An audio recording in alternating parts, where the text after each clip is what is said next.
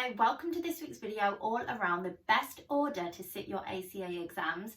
So this probably is best for those who are studying independently or for those whose employers offer them the choice and flexibility about which exams they sit together and when. So for me, my exams were predetermined by my employer, so I didn't really have a choice. I did sit 3 at once. So if you're interested in the intensity, check that video out. But yeah, it was pretty intense. But I guess now that I've sat all 15 exams, what that means is I'm able to share with you what I think in hindsight is probably the best order for the exams. So in this video, I will of course be assuming that you do have that general knowledge of all of the ACA exams. So if you don't, do check my videos out. I have a certificate level, professional level and advanced level breakdown of the exams.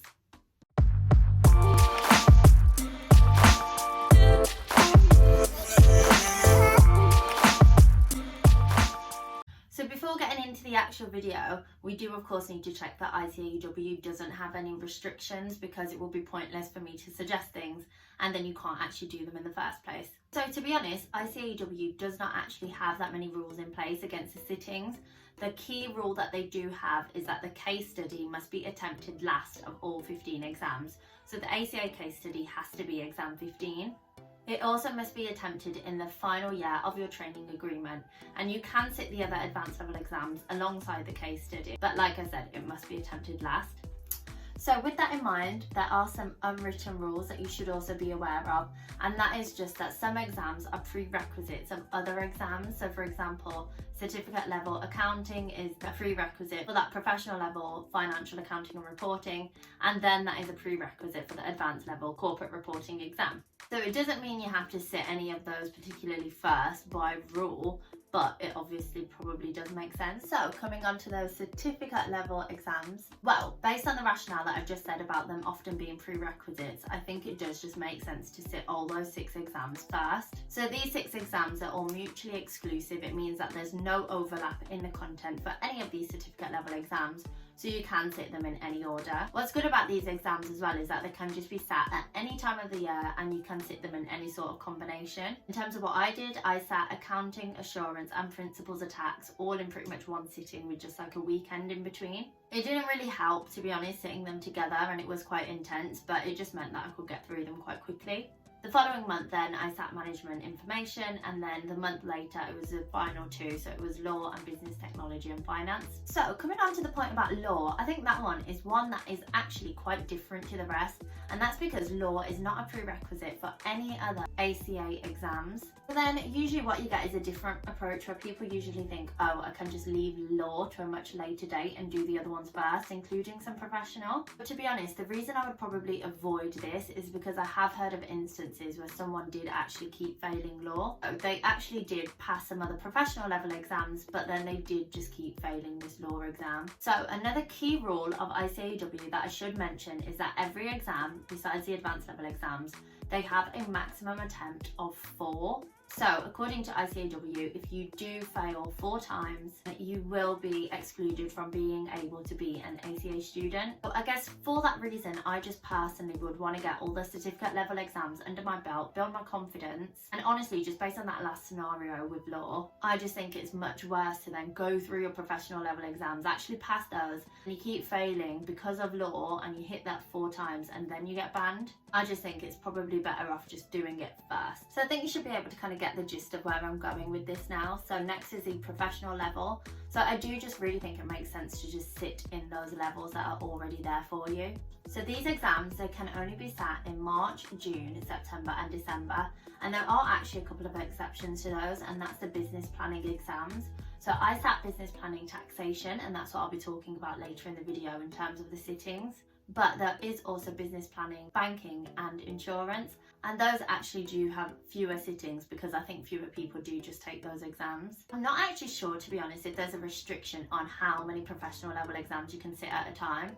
I just would not advise more than 3 at a time, but I think you'd be a bit mad if you did want to do that. For my professional level exams, they were sat in March 2019 and September 2019. Like I said, 3 at a time, and it was very intense, and more information can be found here in this video. So from the ACA statistics link in the description below, there does seem to be only 3 sat at a time in those statistics, so I don't think it can go any more than that. So in this video, I'm not going to tell you how much you kind of should sit at a time, whether that's 1, 2 or 3 at a time. You can kind of make that decision for yourself based on your own circumstances, and I do also factor that into this video, so do check that out. The 3 is of course possible. It's a lot of hard work, but I did manage to pass all 3 first time, so it is definitely possible. 2 is probably more manageable and ideal, but I guess doing 3 at a time does just kind of get it out of the way quicker if you are able to get through those successfully.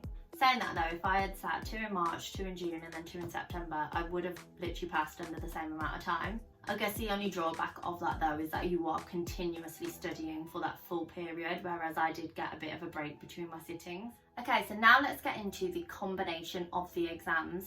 So I've already touched on certificates, so this is of course for professional level exams. So to start with, I will mention that within the professional level, I found that there are probably 2 kind of lighter exams. So what I kind of mean by this is that there's less content involved, I believe, compared to the other ones, and usually less practice is needed for these exams. It of course depends on your academic background and work experiences and things, but on the whole, it usually is a bit less heavy than the other ones.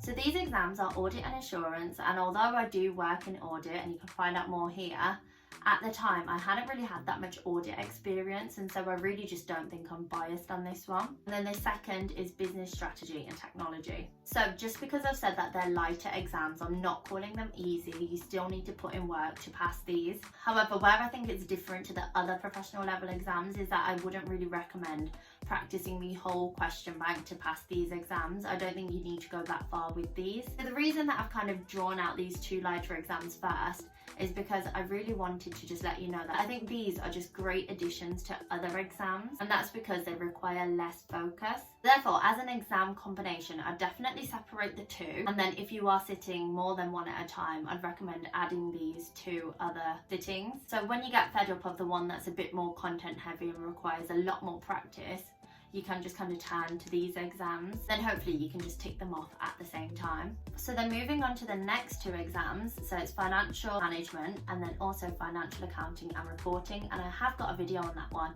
about how to score 100% in that, so do check that out, and the rest will be coming soon, so make sure to subscribe, and I'll definitely be back with more videos on that. But if you have watched that video for financial accounting and reporting, you will know that the motto is a consolidation a day keeps the resit away. Following on from that exam, I tried to take the same approach actually with financial management. What I actually did then was practice a financial risk management question a day. For both of these exams, I think they are quite content heavy and they are quite structured. So now, because I'm suggesting doing a certain type of question a day for each of these, again, these are ones that I would separate out and do in different sittings. So then the final 2 exams that I haven't discussed at the professional level are those tax exams. So that's tax compliance and also business planning taxation. For TC, tax compliance, it's very computational and really focused on the calculations. Whereas BPT, business planning taxation, that's more on the advice side of things. So in a way, what I found is that actually TC is kind of a prerequisite for BPT, because in order, of course, to give that tax advice, you need to have a good understanding of the calculations, and TC content is definitely in BPT. That being said though, it's not actually necessary to be sat in that order. There was one girl in my class in college, in my TC class, and she had actually already sat and passed BPT. It's honestly quite rare though. That just goes to show that you can sit in any order. I personally though would probably recommend doing TC first, because like I said, you need that knowledge for BPT. Also, you know what, staying on these 2 exams, so the 2 tax exams, I rarely ever hear about students sitting these 2 exams together. I don't actually think I've really ever heard of it, but I think it would have some real benefits. So probably separating them out will, aid the learning in the long run and help with your memory. But if you aren't really too keen on tax, you don't really need it for your role or anything, then it probably does make sense to sit them together. If you are going to try my approach though that I've mentioned with 3 at a time, then with splitting up the lighter exams and FAR and FM, then you can't really sit the tax ones together. So maybe that's why I haven't heard of it. But if you do really want to group the tax exams together, you can literally sit certificate level principles of tax pretty soon before then doing those 2 tax exams together. So now let's move on to those advanced level exams. So like I've said, they do have prerequisites, which are usually the certificate level and the professional level exams. So for corporate reporting, CR, there are 2 prerequisites, and that's financial accounting and reporting, and then also the audit and assurance exam. So I guess this kind of does also depend on your job role, because I think if you do really need accounting for your role, then it does make sense to actually sit financial accounting and reporting earlier, so you do have a good, strong accounting knowledge whilst doing your role, and then you can continue to build on it throughout the ACA. However, if you do sit it closer to your corporate reporting exam, then I do think that will definitely have some benefits. This would definitely be your call on this one. I would also say this is particularly the case for audit and assurance. So if you don't work in audit especially, then it does make sense to sit that one as close as to that corporate reporting exam as possible. So I therefore actually recommend audit and assurance to be one of the last professional exams that you do sit. So now moving on to strategic business management, SBM, that also has some prerequisites, and that's financial management and business strategy and technology. But there is also something else, so stick around whilst I then talk about why the order of the advanced level exams really do matter. Yeah, I think the business strategy and technology side should be fine for this exam really. So I don't think it matters too much if you do have a bit of a gap between SBM and business strategy and technology. I think FM, financial management, would help being closer to the SBM exam, but it's not necessary because there is just less of that content involved in SBM, so you can kind of get away with having a bigger gap if needed. Then the case study exam, it has actually got some similar BST elements with that performance analysis question, and that's quite useful then, but like I said, the case study does have to be last anyway. So one key thing to note for the advanced level exams is that they can only be sat in November and July. So if you are going from November to July, it is quite a big gap to wait. Now then, the last bit of the video, and that is the best order for the advanced level exams. And honestly, I've mentioned it a bit already, but I do think this order is actually really important. And the key reason for that is because 15 to 20% of corporate reporting content can come up in strategic business management. So there is some overlapping content between the 2 advanced level exams. So the content that can come up in SBM of CR is just completely random, and there's just so much content that could come up. So to be honest, the most common content that I found that came up between the 2 is IFRS 9 on the hedging side of things, and then also IFRS 16, so leases. Not limited to this, but those are some of the common ones that I did find.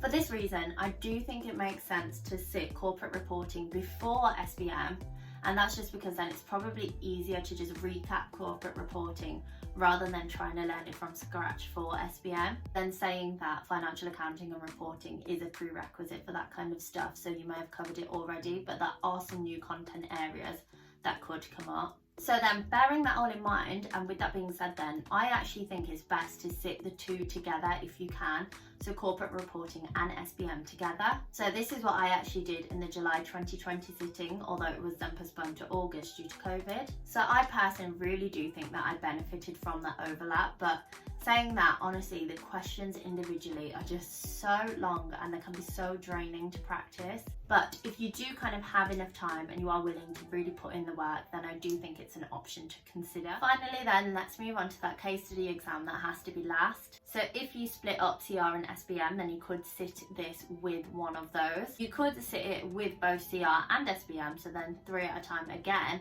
or you could just do it on its own, and that's what I did. Like I said though, it was not my choice and it was all predetermined by my employer. I think it did work out well for me though, because I think doing these 3 at a time might have been quite overwhelming, but I do think it probably could be doable, and I do know many who have done this and have passed all 3 as well.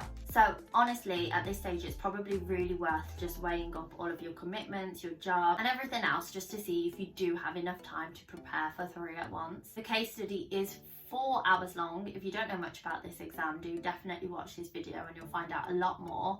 But yeah, it's 4 hours long to then even do a mock. So on top of that, plus CR and SBM, it can be a lot, so do really bear that in mind. You might also as well have the project report to do, and this video will explain that if you're part of the apprenticeship scheme. Honestly, when thinking about the order for the advanced level exams, what I'd really recommend thinking about is when you want to qualify by. Are you really in a rush to pass your exams to become qualified earlier? So something to be aware of is that you cannot become ACA qualified until you have met the end of your training agreement. So there are more details on this in the description below.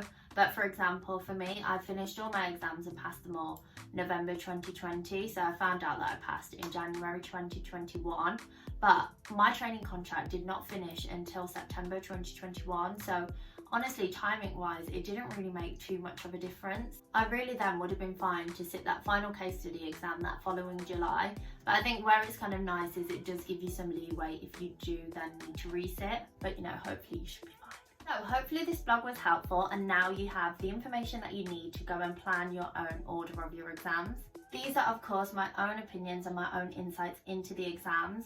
The exams can be sat in any order, and it is therefore then by no means the correct way to sit the exams. Like I said, they can be sat in any order besides the case study exam. There probably is a reason for that, so yeah, it's for you to make up that decision if you do have that choice. No matter which order or how many at a time that you do choose, remember, just make sure you do have enough time for all of those. But yeah, good luck, and I hope you found this video helpful. If you did, then do give me a like. Any questions, drop them in the comment box below. I'll be happy to answer those. And make sure you do subscribe, because I will be back with more videos every single week, especially ones on how to pass the professional level exams. So do subscribe, and you'll see me again soon. Thanks.